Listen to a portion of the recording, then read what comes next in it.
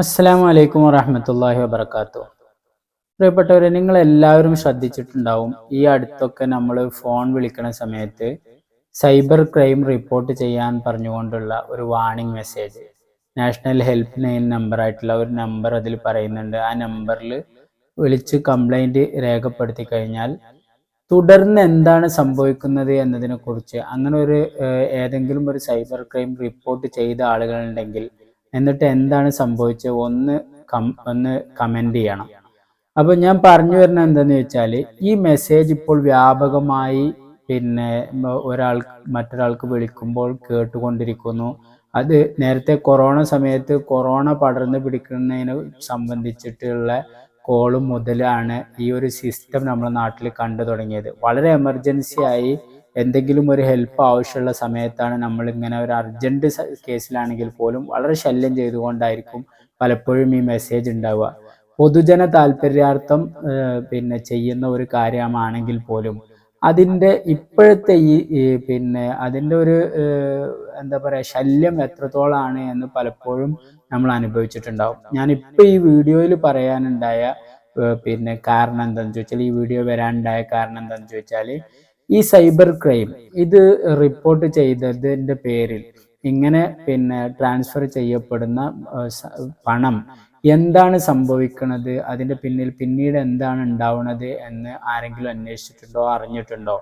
ഞാനിത് ഈ ചോദ്യം ഉന്നയിക്കാനുള്ള കാരണം, നമ്മൾ ഇപ്പം ട്രേഡിങ്ങിൽ, അതായത് ഫോറക്സ്, അതുപോലെ തന്നെ ഇന്ത്യൻ സ്റ്റോക്ക് മാർക്കറ്റ്, അതുപോലെ ഫോറക്സ് മാർക്കറ്റ്, ഇങ്ങനെയുള്ള ട്രേഡിംഗ് ഇടപാടുകളിലൊക്കെ നമ്മൾ ഉണ്ടാക്കുന്ന പ്രോഫിറ്റ് അത് USDTയിൽ നിന്ന് നമ്മൾ ബിനാൻസ് വഴിയോ അതല്ലെങ്കിൽ മറ്റു പ്ലാറ്റ്ഫോം വഴിയോ ഒക്കെ ഈ ക്രിപ്റ്റോ കറൻസി വിറ്റിട്ട് അതിൻ്റെ പ്രോഫിറ്റ് നമ്മളുടെ ബാങ്കിലേക്ക് വിഡ്രോ ചെയ്താൽ പലപ്പോഴും ഇത്തരം സൈബർ ക്രൈം റിപ്പോർട്ട് ചെയ്തിട്ടുള്ള അക്കൗണ്ടിൽ നിന്ന് നമ്മൾ അറിയാതെ നമ്മളുടെ അക്കൗണ്ടിലേക്ക് പണം വരികയും അതോടുകൂടെ നമ്മളുടെ അക്കൗണ്ട് ഫ്രീസായി പോവുകയും ചെയ്യുന്ന സാഹചര്യം പലപ്പോഴും പല ആളുകൾക്കും ഫേസ് ചെയ്തിട്ടുണ്ടാവും.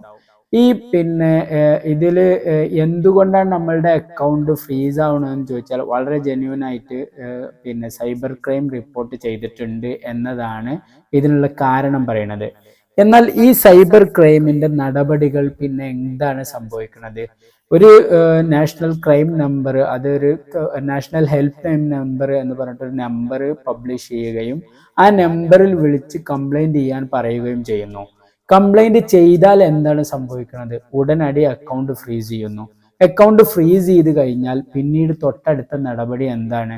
അത് ഈസിയായി അല്ലെങ്കിൽ വളരെ പെട്ടെന്ന് ആ നടപടികൾ പൂർത്തീകരിക്കുന്നുണ്ടെങ്കിൽ തീർച്ചയായും ആ അക്കൗണ്ട് 20 ലൈൻ വരെ, അതായത് ഈ ക്രൈമിൽ നിന്ന് അല്ലെങ്കിൽ ക്രിമിനലിൽ നിന്ന്, ഈ സൈബർ ക്രിമിനൽ ക്രൈം നടത്തിയിട്ടുള്ള ക്രിമിനൽ അയാളുടെ അക്കൗണ്ടിൽ നിന്ന് അടുത്ത ആളുടെ അക്കൗണ്ടിലേക്ക് എന്തെങ്കിലും ഒരു സാധനം വാങ്ങാൻ വേണ്ടിയിട്ടാണെങ്കിൽ പോലും ആ അക്കൗണ്ടിലേക്ക് പണം അയച്ചിട്ടുണ്ടെങ്കിൽ അവിടെ ബ്ലോക്ക് ആവുന്നു. അത് അവിടെ നിന്ന് മറ്റൊരാളുടെ അക്കൗണ്ടിലേക്ക് അയച്ചിട്ടുണ്ടെങ്കിൽ അങ്ങനെ 20 ലെയർ വരെ അതിൻ്റെ ആ പണം ATMിലൂടെ ആര് വിഡ്രോ ചെയ്യുന്നു അതുവരെ ഈ ഉള്ള അക്കൗണ്ടുകളൊക്കെ ഫ്രീസ് ആവാനുള്ള സാധ്യത ഉണ്ട്.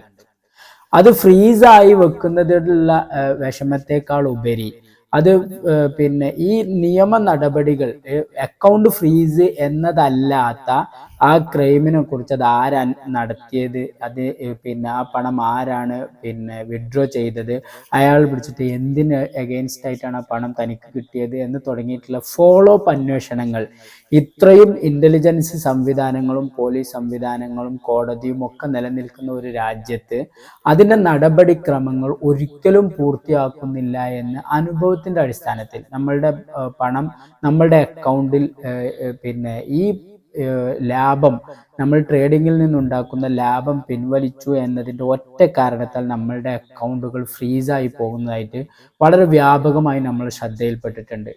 ഞാൻ ഇപ്പോൾ ഈ വീഡിയോയിൽ വരാണ്ടായ ഒരു കാരണം, ഇങ്ങനെ ഇതിൻ്റെ ആദ്യ നടപടി എന്ന നിലക്ക് അക്കൗണ്ട് ഫ്രീസ് ചെയ്യപ്പെടുന്നു. തുടർന്ന് അങ്ങോട്ടുള്ള അന്വേഷണങ്ങളോ അതല്ലെങ്കിൽ ആ പണം റിലീസാക്കാൻ വേണ്ടി അല്ലെങ്കിൽ അതിൻ്റെ കംപ്ലൈൻറ്റ് കൊടുത്ത യഥാർത്ഥ പറ്റിക്കപ്പെട്ട ഇരക്ക് വിക്ടമിന് ആ പണം തിരിച്ചു കിട്ടാൻ വേണ്ട നിയമ നടപടികൾ അല്ലെങ്കിൽ തുടരന്വേഷണങ്ങൾ നടക്കുന്നുണ്ടോ എന്ന് നിങ്ങളുടെ ആരുടെയെങ്കിലും അനുഭവത്തിലുണ്ടെങ്കിൽ തീർച്ചയായിട്ടും കമൻറ്റ് ചെയ്യണം. ഇവിടെ നമുക്കറിയാം, നമ്മുടെ രാജ്യത്തിലുള്ള കൊലകൊമ്പന്മാരായിട്ടുള്ള വലിയ കച്ചവടക്കാർക്ക് 500-600 കോടി ഇവിടുത്തെ ബാങ്കുകൾ ലോൺ കൊടുത്തിട്ടുണ്ട്. ഈ ലോണുകൾക്ക് പലപ്പോഴും തിരിച്ചടവുകൾ ഉണ്ടാവാറില്ല, അല്ലെങ്കിൽ രാജ്യം വിട്ടു പോകുന്നതൊക്കെ നമ്മൾ വാർത്തയിൽ മുമ്പ് കേട്ടിട്ടുണ്ട്. അപ്പൊ നമ്മൾ ആലോചിച്ച് നോക്കണം, ഇത്തരത്തിൽ നമ്മളൊരു കംപ്ലൈന്റ് രേഖപ്പെടുത്തപ്പെടുകയും അക്കൗണ്ട് ഫ്രീസ് ചെയ്യുകയും ചെയ്യപ്പെടുമ്പോൾ യഥാർത്ഥത്തിൽ ഈ പണം എന്താണ് സംഭവിക്കുന്നത്? അത് അതിന്റെ അവകാശിക്ക് വിക്ടമിന് തിരിച്ചു കൊടുക്കുന്നുണ്ടോ? ഇല്ല. തുടർന്ന് അന്വേഷണങ്ങളുമായി അതിന്റെ നിയമ നടപടികൾ മുന്നോട്ട് പോകുന്നുണ്ടോ? ഇല്ല. ആ അക്കൗണ്ടിൽ ഫ്രീസ് ചെയ്യപ്പെടുന്നു. ആ പണം അവിടെ ആ ബാങ്ക് അക്കൗണ്ടിൽ സ്റ്റെക്കായി കിടക്കുന്നു. യഥാർത്ഥത്തിൽ ഇതിന്റെ ബെനിഫിഷ്യറി ആരാണ്? 500-1000 കോടിക്കണക്കിന് രൂപകൾ ഇതുപോലെ വലിയ കൊമ്പന്മാർക്ക് ലോൺ കൊടുത്തിട്ടുള്ള ബാങ്കുകളെ സംരക്ഷിക്കാൻ വേണ്ടി വളരെ സാധാരണക്കാരായിട്ടുള്ള ആളുകളുടെ പണം ഇതുപോലെ യാതൊരു അടിസ്ഥാനവുമില്ലാതെ ബാങ്കിൽ ഇതുപോലെ അക്കൗണ്ട് ഫ്രീസ് ആയിട്ടുള്ള ഒരുപാട് ആളുകളുണ്ട്. നമുക്ക് നമ്മുടെ ചുറ്റുപാടിൽ തന്നെ ഒരുപാട് ആളുകൾക്ക് ഇത്തരത്തിലുള്ള അനുഭവം, അക്കൗണ്ട് ഫ്രീസ് ആയി പോയതിന്റെ, സൈബർ ക്രൈം റിപ്പോർട്ട് ചെയ്തിട്ടുള്ള ഏതോ ഒരു അക്കൗണ്ടിൽ നിന്ന് പണം വന്നു എന്നതിന്റെ പേരിൽ ബാങ്ക് അക്കൗണ്ട് മരവിപ്പിച്ചിട്ടുള്ള ഒരുപാട് ആളുകളെ നമുക്കറിയാം. അപ്പൊ എന്താണ് സംഭവിക്കുന്നത്? ഈ എമൗണ്ട് ബാങ്കുകളിൽ സ്റ്റക്കായി കിടക്കുന്നു. ഇതിന്റെ യഥാർത്ഥ ബെനിഫിഷ്യറി ഇതുപോലെ ആയിരക്കണക്കിന്, യഥാർത്ഥത്തിൽ ഞാനിപ്പോൾ സംശയിച്ചു പോവുകയാണ്, ഇതൊരു സ്കാം ആണോ?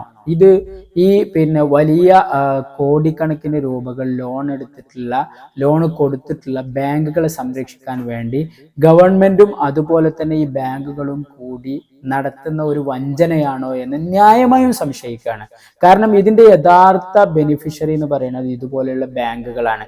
കാരണം ഈ ബാങ്കുകളിൽ ഈ അക്കൗണ്ട് മരവിപ്പിക്കുക എന്ന പ്രൈമറി ഒരു നടപടി മാത്രം കൈക്കൊണ്ടുകൊണ്ട് ഇത്തരത്തിലുള്ള അക്കൗണ്ടുകൾ കോടാനക്കോടികൾ ഇതുപോലെ ഈ ബാങ്കുകളിൽ ഇങ്ങനെ ഫ്രീസ് ചെയ്ത് കടക്കപ്പെടുന്നുണ്ട് എന്ന് ന്യായമായും നമുക്ക് സംശയിക്കാം. അപ്പോൾ ഇതിന്റെ ഒരു സത്യാവസ്ഥ നിങ്ങളുടെ ആരുടെയെങ്കിലും അനുഭവത്തിൽ ഇതുപോലെ ക്രൈം റിപ്പോർട്ട് ചെയ്തതിന്റെ പേരിൽ തുടരന്വേഷണം നടക്കുകയും ആ പണം തിരിച്ചു കിട്ടിയതായിട്ടുള്ള അനുഭവം നിങ്ങൾക്ക് ആർക്കെങ്കിലും ഉണ്ടോ എന്ന് തീർച്ചയായിട്ടും കമന്റ് ചെയ്യാൻ ദയവ് വിചാരിച്ച് നിങ്ങൾ ഈ വിഷയത്തിൽ ഒന്ന് മനസ്സിലാക്കാൻ വേണ്ടിയിട്ടാണ്. നിങ്ങളുടെ ആർക്കെങ്കിലും ഇങ്ങനെ ഒരു അനുഭവം ഉണ്ടായിട്ടുണ്ടോ ഇല്ലേ എന്ന് നിങ്ങളൊന്ന് പറയണം.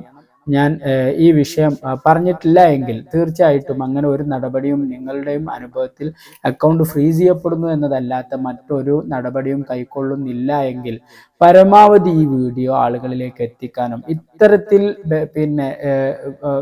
നിരന്തരം ഫോൺ മുഖേന ഓരോ ആളുകൾക്ക് വിളിക്കുമ്പോഴും ശല്യം കണക്കെ ഈ സൈബർ ക്രൈമിനെ പറ്റിയിട്ടുള്ള ഹെൽപ്പ് ലൈൻ നമ്പറും അതുപോലെ തന്നെ UTR നമ്പർ അവർക്ക് പറഞ്ഞു കൊടുത്തുകൊണ്ട് അക്കൗണ്ട് ഫ്രീസ് ചെയ്യാനുള്ള നടപടികളും ഒക്കെ ഇപ്പോഴും വ്യാപകമായി നടന്നുകൊണ്ടിരിക്കുകയും, എന്നാൽ അതിന്റെ അടുത്ത സ്റ്റെപ്പ് ഈ അക്കൗണ്ട് ഫ്രീസ് ചെയ്യുക എന്നതിനപ്പുറത്തേക്ക് അതിന് തുടർന്ന് അന്വേഷണങ്ങൾ, ഇവിടെ ഇത്രയും വലിയ സംവിധാനങ്ങൾ ഉണ്ടായിട്ട് പോലും തുടർ അന്വേഷണങ്ങളോ നടപടികളോ കൈക്കൊള്ളാതിരിക്കുമ്പോൾ ഇതിന്റെ ബെനിഫിഷ്യറി ആരാണ് എന്നത് ഇവിടുത്തെ ബാങ്കുകളല്ലാത്ത എന്തെങ്കിലും തരത്തിലുള്ള ഒരു ഗുണം ഇതുകൊണ്ട് ആർക്കെങ്കിലും കിട്ടുന്നുണ്ടോ എന്ന് ഞാനതിൽ വളരെ ഇതിൻ്റെ ഒരു ഇരയായതുകൊണ്ട് ഞാൻ ഈ വിഷയത്തിൽ ന്യായമായും സംശയിച്ചു പോവുകയാണ്. ഇത് ഇവിടുത്തെ ഗവൺമെന്റും അതുപോലെ തന്നെ ഇവിടുത്തെ ബാങ്കുകളും കൂടി ഒത്തൊരുമിച്ചു കൊണ്ടുള്ള വലിയൊരു സ്കാം. ഇതിപ്പം ഇവിടുത്തെ സൈബർ കുറ്റവാളികൾ നടത്തുന്നതിനേക്കാൾ വലിയൊരു സ്കാം കോടാനക്കോടികൾ ഈ ബാങ്ക് അക്കൗണ്ടുകളിൽ മരവിപ്പിച്ച് കിടക്കുന്നുണ്ട് എന്നതിൻ്റെ പേരിൽ അത് ശരിക്ക് മനസ്സിലാക്കാൻ വേണ്ടിയിട്ടാണ് പരമാവധി ഈ വീഡിയോ ആളുകളിലേക്ക് എത്തിക്കണമെന്ന് അഭ്യർത്ഥിച്ചുകൊണ്ട് അവസാനിപ്പിക്കുന്നു. അസ്സലാമു അലൈക്കും വറഹ്മത്തുള്ളാഹി വബറകാതുഹു.